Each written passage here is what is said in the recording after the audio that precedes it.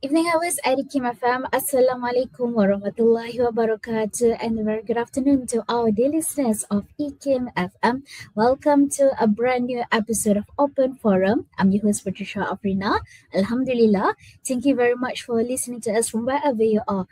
If you are tuning in today through our Facebook and also YouTube, or even if you are tuning in through our radio station, through radio, mashallah. Thank you very much for tuning to us today. And in today's episode of Open Forum, we are going to talk about, I would say, it is a hot topic issue that currently going on.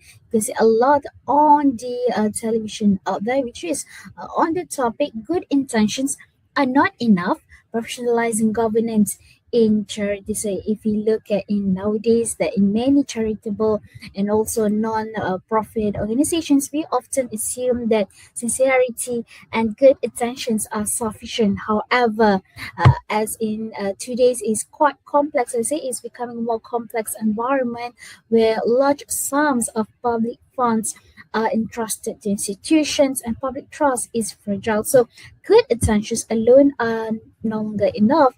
Professionalizing the governance and also transparency and accountability are essential. So to talk about it, I'm here in the studio. Actually, joining me virtually online. Actually, both of us are actually joining online. I'm here with me, Puan Suzana Samsudi, is the fellow at the Center for Economics and Social Studies, EMAS IKIM. Assalamualaikum, Puan, and welcome to the program.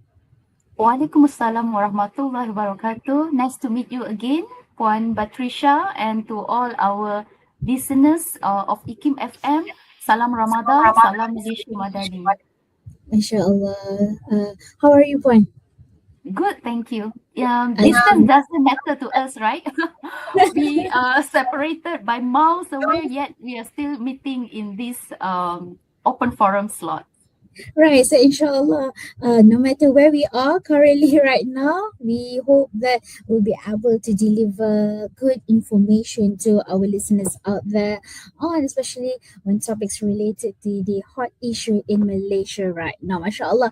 And as currently the month of Ramadan, right? Usually, this month we will think of the month of where we will increase our try to increase our good deeds by doing charitable. So these are the months I would say a lot of us will increase our charitable, mashallah. So and related as in my introduction that in this month, I mean, currently there's a lot of topics, a lot of conversations going on. We talk about the charitable fund, and also I think one word that we should mention here is the word amana. So to start with our today's conversation point, what does amana truly mean in institutional governance beyond personal piety and also good intentions? بسم الله الرحمن الرحيم الحمد لله رب العالمين والصلاة والسلام على أشرف الأنبياء والمرسلين وعلى آله وصحبه أجمعين رب اشرح لي صدري ويسر لي أمري واحلل عقدة من لساني يفقهوا قولي. Okay, thank you again, Puan Patricia, for inviting me to this forum, open forum, and with this topic. I think this is timely for us to highlight this topic because if we have following the news within this year, we are just about 2 months. And in fact, within this week, we heard about the news on this Malaysian Anti-Corruption Commission, or MACC, has arrested a few key persons of an NGO or non-governmental organization and a company director on suspicion of submitting documents containing false details involving a basic food donation program and amounting to millions of ringgit. So I think this is something that we need to consider. Why is this happening? Especially if it involves those Islamic NGO or NGI, they say it, right? So I think if we reflect on this amanah as a Muslim, I like to highlight this verse in the Holy Quran, Surah Al-Ahzab, verse 72. Okay, and the translation is that indeed we offered the trust or amanah to the heavens and the earth and the mountains, and they declined to bear it and fear it, but human accepted it. Indeed, they are unjust and ignorant. So we can see that this verse highlights the amanah is very heavy. Even the heavens and the mountains feared not to act, to bear the responsibility. Yet we as a human, we feel very strong that we can carry the the responsibility. And this is actually a very weighty responsibility. And also, I would like to highlight something written by Imam Al-Ghazali in Ihya Ulumuddin. He wrote that amanah is heavier than mountains. The weight of responsibility is on the one who holds it. Even if someone has the best intentions, the neglect or misuse of what was entrusted is considered a sin. And trust is not just about honesty in words, because we always think amanah is related to honesty and trust, right? Actually, it requires diligence, accountability, and care in execution. So this, I would say that this highlight the issue that probably relates to amanah in institution, especially in NGO or charities, right? In this fasting month, Ramadan month, we would like to, put have our good deed, make a donation as much as possible. But it's very frustrating when we heard all this news. And I read all the, some of the comments by our netizens in the social media, and they, start the trust start eroded. They said, oh, can we trust anymore all this Islamic, and they think that, well, yes, they are Muslim, this carry Islamic cause, for example, but yet the amanah is not there, the trust is not there. They abuse the amanah, and it's at the expense of all these donors. So when we speak about amanah, many people immediately think of personal morality. Being honest, sincere, or trustworthy is as aspect of an individual. But in Islam, I think that understanding is correct, but it is incomplete.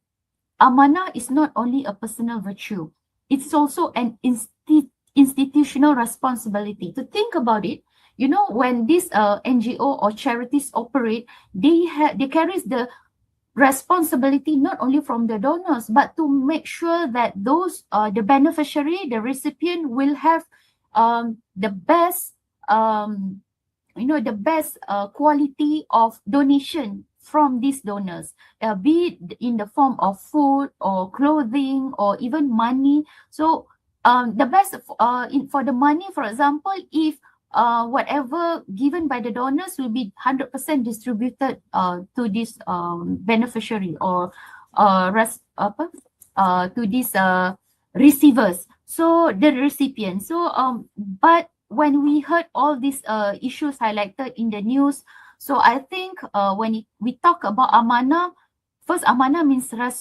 responsibility with structure, and it's not just sincerity. So good intention are important, but Islam never teach that intention alone are sufficient. And we can give an example of the Prophet Prophet Muhammad sallallahu alaihi wasallam, who tied his camel before trusting in Allah.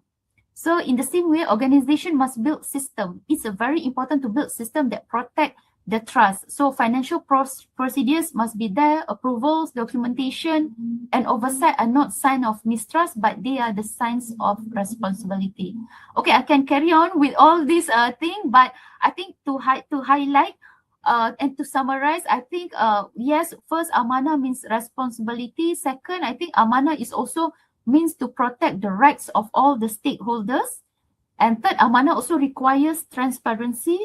Fourth, amanah means accountability, even when no wrongdoing is intended. So many governance fails, and it's not begin with the corruption, it begin with the informality. When you don't formalize this process, so that is where all these issues may start to begin.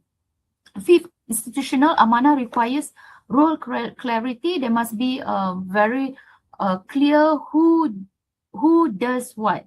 So that means if there are key person, there are people who responsible in collecting the money and distributing all the funds, that must be mentioned, so that we know who is responsible along the process. And finally, amanah in institution is also about sustainability. So a charity that depends only on charismatic individuals may do good in the short term, but Islam encourages institutions that endure beyond personalities.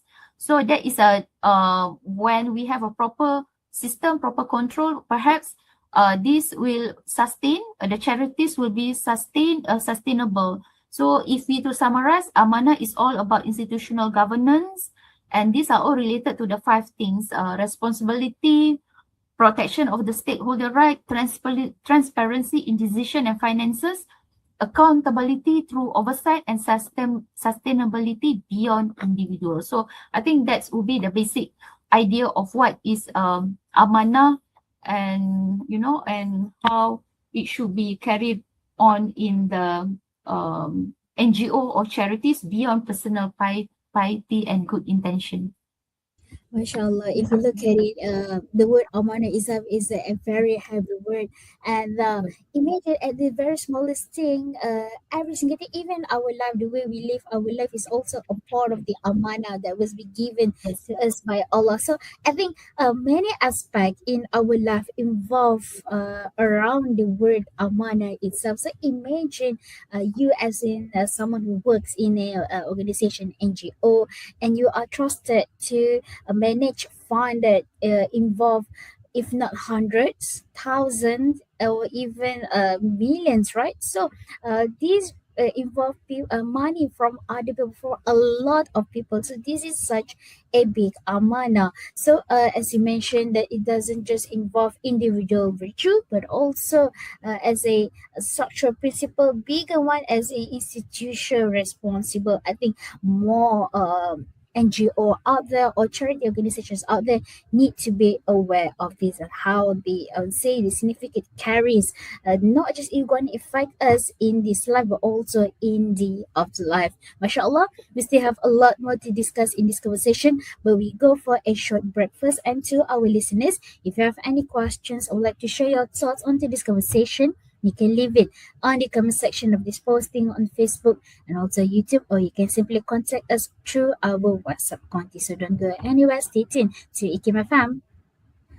Welcome back to Open Forum. I'm your host Batrisha Afrina, and you're still with us for today's conversation. Good intentions are not enough. Professionalizing governance in charity. So still being with me, actually joining through virtually online is Puan Suzana Samsudi, who's the fellow at the Center for the Economics and also Social Studies at EMAS. Okay, mashallah. So before we went for a break just now, Suzana shared with us on the what does amanah truly mean in institutional governance beyond personality and also good intention. So to go forward with the conversation, as public awareness today is much higher than before, donors want to know where the contributions go to, how the funds are being distributed, and what impact is being achieved to the public funds or public donations. So, in the age of digital communication and social media, concerns about transparency can quickly become public issues if governance practices are weak or even unclear. So, as one of the example recently, one of the I would say a quite famous activist is caught under the fire when people found out that he received a certain million amounts of dollars for his actions, for his activism actions. So people are quite disappointed with this. So I think one thing that is important here is about the public transparency of how their funds are being managed. So to start with this conversation, Puan, how should charities manage donations or sponsorships and public funds in a transparent and accountable way? Okay. Yes, amanah is is heavy. Even to talk about this is also very heavy, right? Yes. Okay. If amanah defines the moral foundation of a charity, then transparency defines how that amanah become visible in practice. So transparency is not simply about publishing numbers, and it's about ensuring that every donation, every sponsorship, and public contribution can be traced, justified, and explained. So that's why financial reporting is not about, it's not something that need to be produced and published by corporates only. But that's the topic, our topic today, right? Professionalizing governance in charities. So charities, I think it would be best if they can work just like, when it comes to financial reporting, the procedures, operation, SOP, for example, is as good as the corporates. In fact, I think they need to be better off than the corporates because they carry this, heavy amanah. Very as compared to the corporates, they have this profit motivation. We as NGO, we don't have that, profit motivation, yet we have to carry the responsibility, bigger than the corporate. So that transparency is very important. So how should charities manage the fund transparently? So first, I think charities must separate the intention from process. Yes, intention is good, but the many organizations begin with sincere goals, but then transparency requires system, not assumptions. We cannot assume that those people, for example, I just give example like Islamic NGO, those with the songko, with all this, abaya, for example, okay, that very Sharia compliant dress are good, but that's just the outer appearance. What their conduct when it comes to money, when it comes to donation is another thing. So every donation received should be recorded clearly. We must have a system for that. Who gave it, for what purpose, and through which channel. So this protects both the donor and also the organization. When funds are traceable, so trust become measurable rather than emotional. So it's very important when we put, for example, just like the corporates, we say that we have these causes we want to support. Just to give example, Palestinian causes. Do we have an impact measurement that they are now at this level? Say we have this 1 to 10 level of well-being, human well-being. They are now at the level 1, very poor human living condition. So we want to improve, let's say from 1 to 3, as a start off. But do we have a proper measurement for that? For every donation we receive, we will measure like how it goes with the impact measurement, that how it improved, how many families have been improved. So that if we can, really trace that somehow will mitigate the risk, or at least minimize the risk of unjust donation to all these donors. Okay, second, purpose matters. If donation are collected for a specific cause, for example, or for an education fund or humanitarian aid, or for a Ramadan program, right? Sometimes we like to have, we often hear this we sponsored the orphan during the Ramadan. It's good, very good, but the organization must make sure that their moral obligation is to ensure that the funds are used for that stated purpose. They cannot say that they use for this Ramadan program for the orphan, but they use it to improve the infrastructure of the orphan premises. So that's two different things.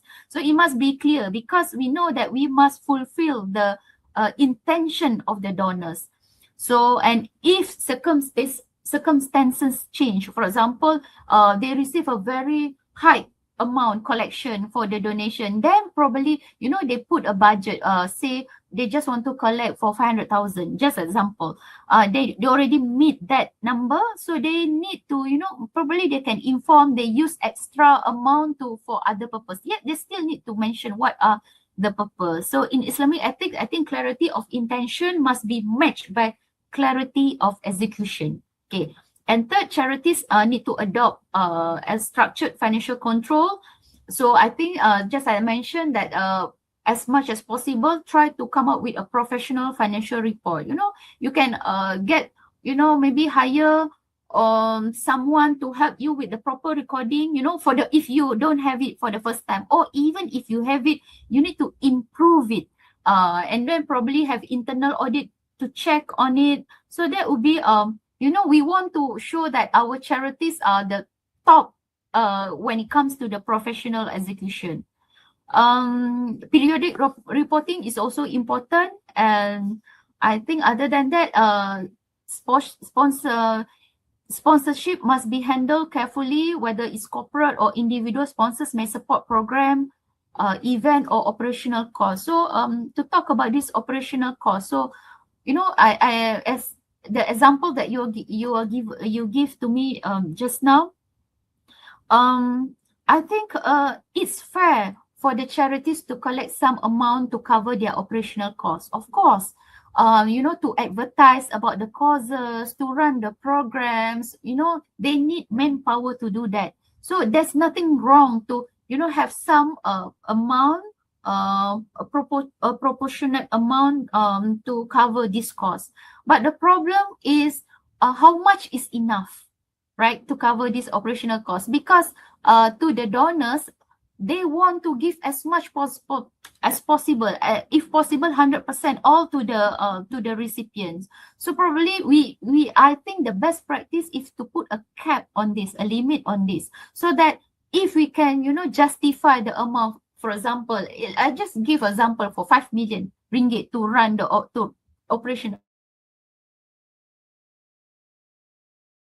That to collect and to ship the aid to Palestine, for example, will cover a certain aspect amount. But how much is enough? How much is reasonable? Need to be transparent, so that when the donors hear this amount are fully part of the process to distribute the aid to the recipient, I think if we can explain and justify the amount, that should be fine.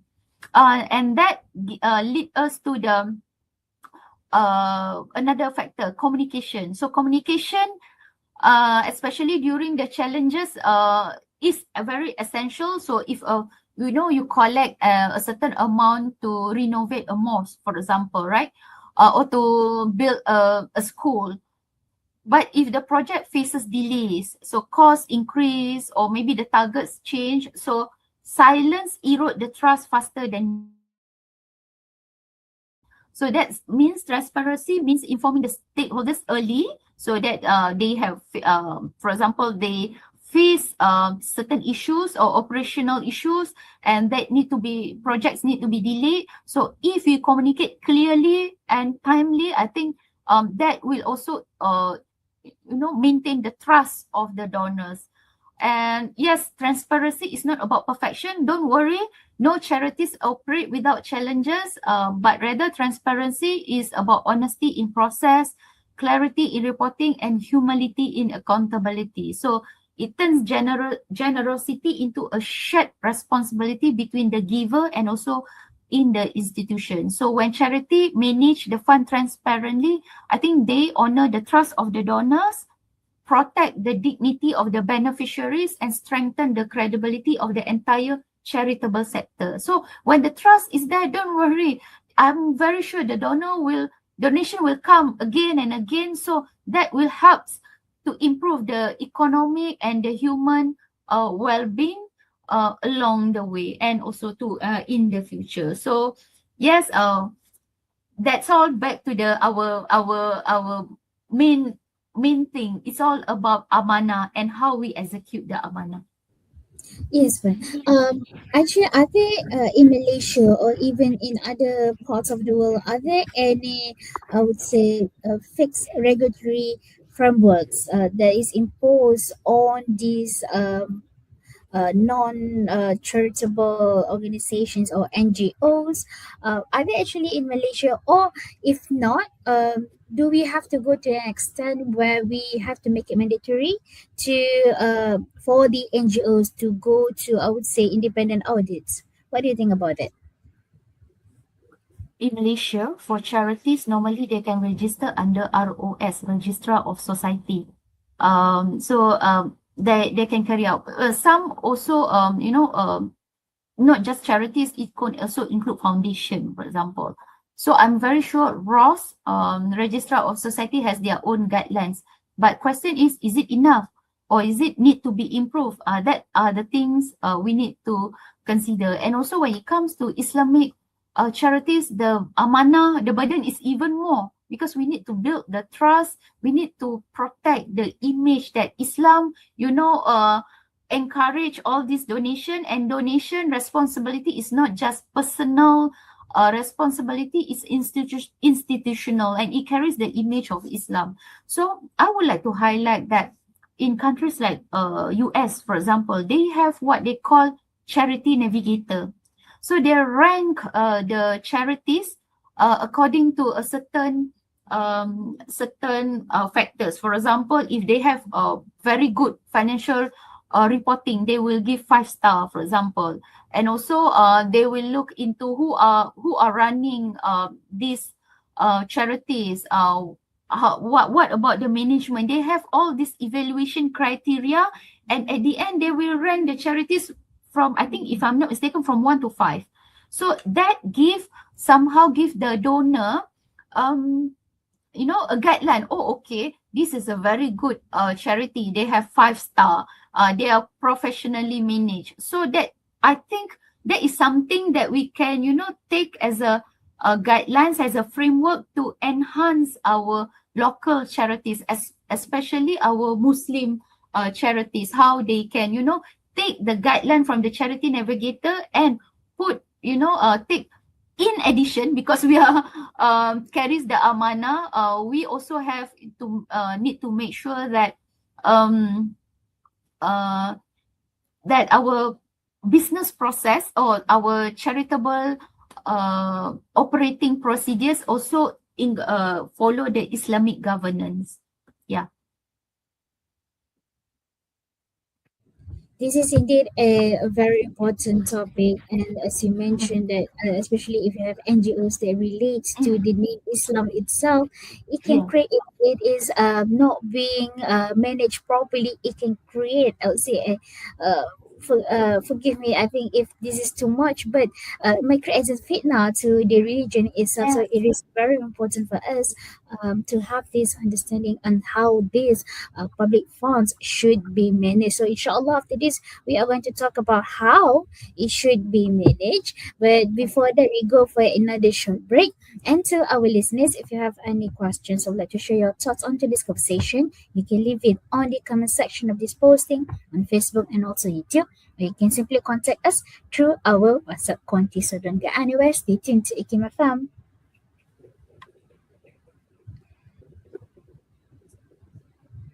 Welcome back to Open Forum. I'm your host, Patricia Afrina. Alhamdulillah, you're still with us for today's conversation. Good intentions are not enough.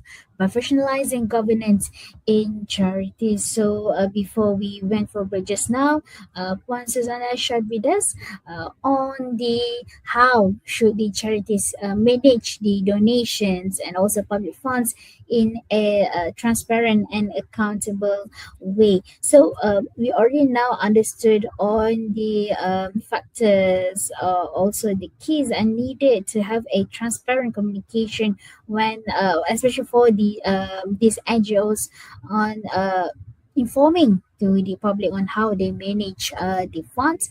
And as to, I would say, to close our today's conversation, we are entering the last part of this conversation.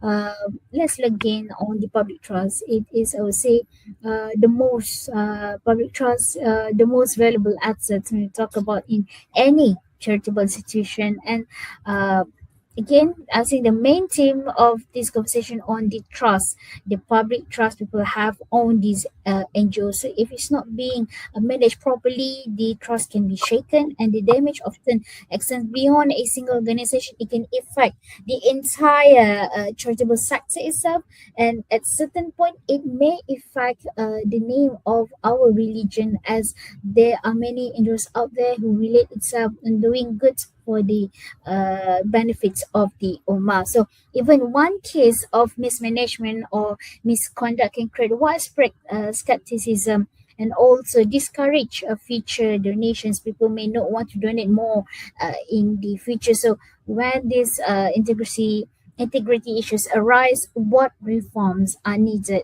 to rebuild public trust and also confidence point? Yeah. Okay, thank you, Patricia. This is very important questions. How to rebuild public trust once the damage is done, right?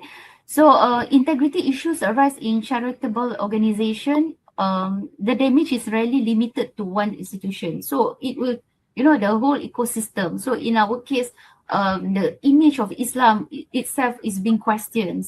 So public confidence in the wider charitable sector can be shaken, and donors become hesitant. They question all other NGO or charities which has no which is not related to the one that is affected, in questionable in terms of integrity.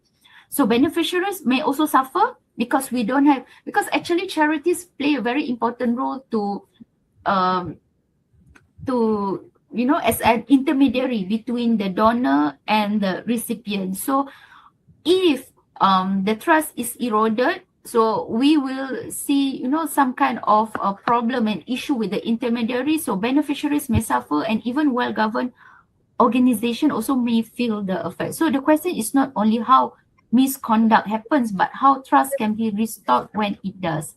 So I think to think about it, maybe the reform needed is first the acknowledgement. We need to institution that fear admitting witnesses will harm their reputation. So in reality, this silence causes deeper harm. And when concerns arise, organization must show moral courage by recognizing the issue openly, explain what is known, and commit to the corrective action. So in Islamic ethics, accountability begins with honesty, not defensiveness. When we hear all this news by NGO being reprimanded by the MACC, for example. So this and they try to be defensive when, if let's say they already damage is done, they acknowledge, and then they show to the public that they do what is necessary to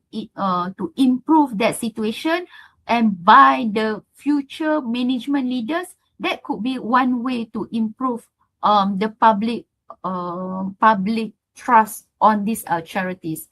Second, I think maybe to reform must focus on the system, not personalities. So it is tempting to treat integrity failures as the fault of one individual, but sustainable reform, I think they will ask deeper questions. Were approval process clear? Was oversight effective? Were responsibilities separated? And this institution restore trust when they demonstrate that they are strengthening structures, not merely replacing people. So first we talk about, yes, bad apple need to go, right? So again, system also need to be improved or enhanced.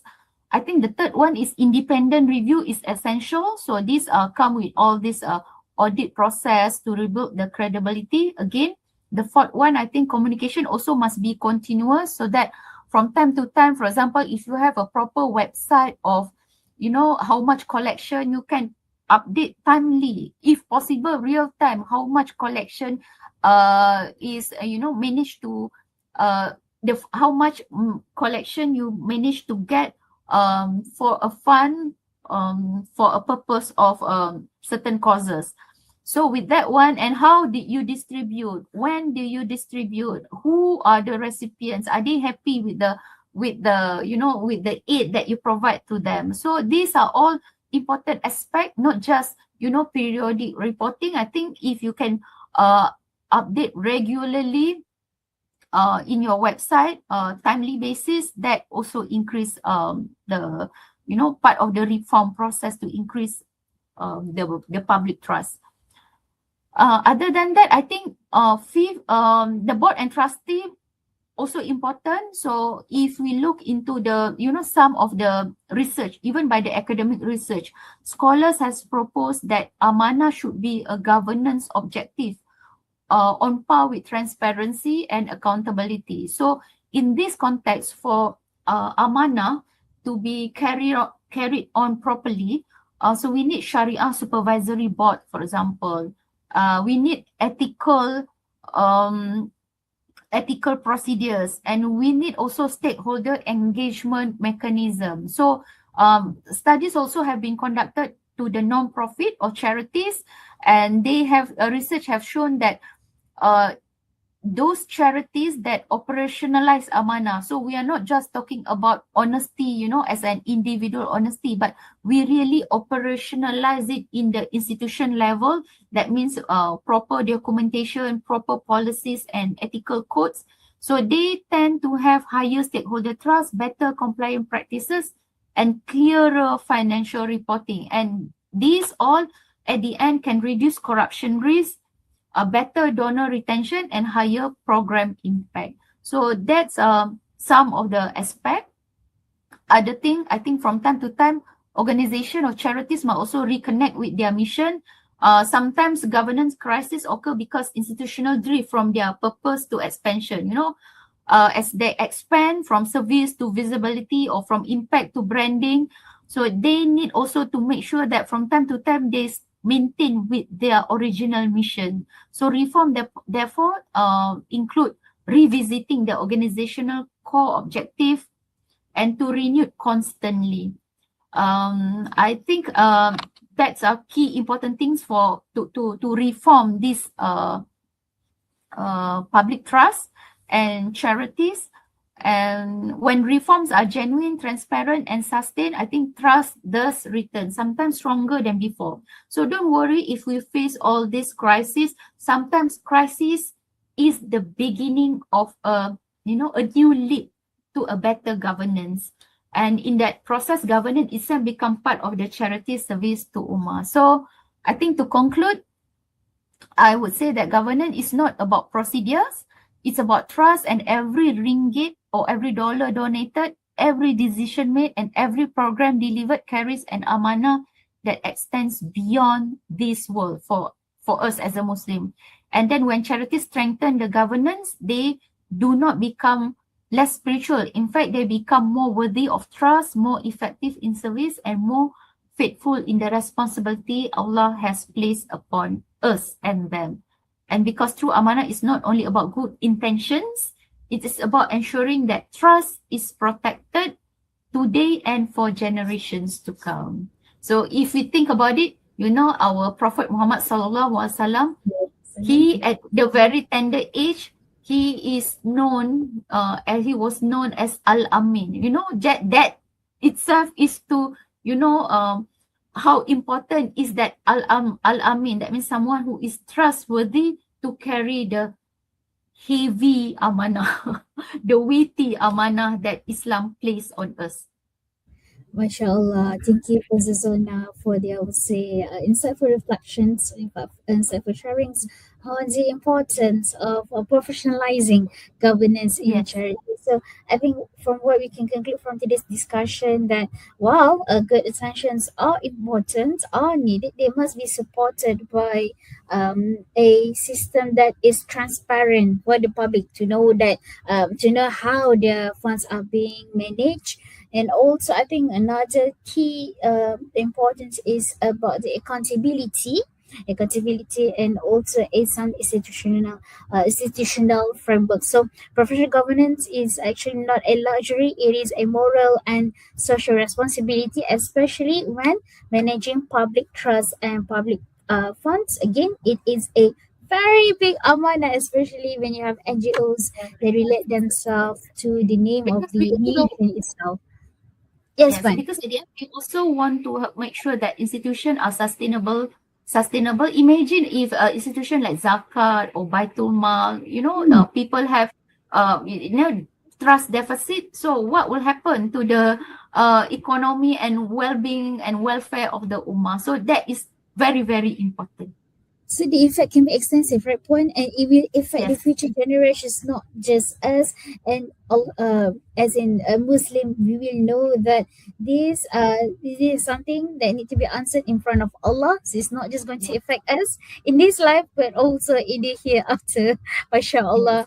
And with that being said, I would like to thank you, Puan Suzana, for your sharing on today's conversation on the topic good intentions are not enough, professionalizing governance in charities. So we hope that today's discussion is very beneficial, can be beneficial to our listeners out there on understanding about this serious issue. And to our listeners, if you have any questions to share your thoughts onto this conversation, you can leave it on the comment section of this posting on Facebook and also YouTube, or you can simply contact us through our WhatsApp contact at 0112900404. So with that being said, again, thank you, Puan, for being with us. Actually, even though you're joining us with us virtually, thank you very much, Puan.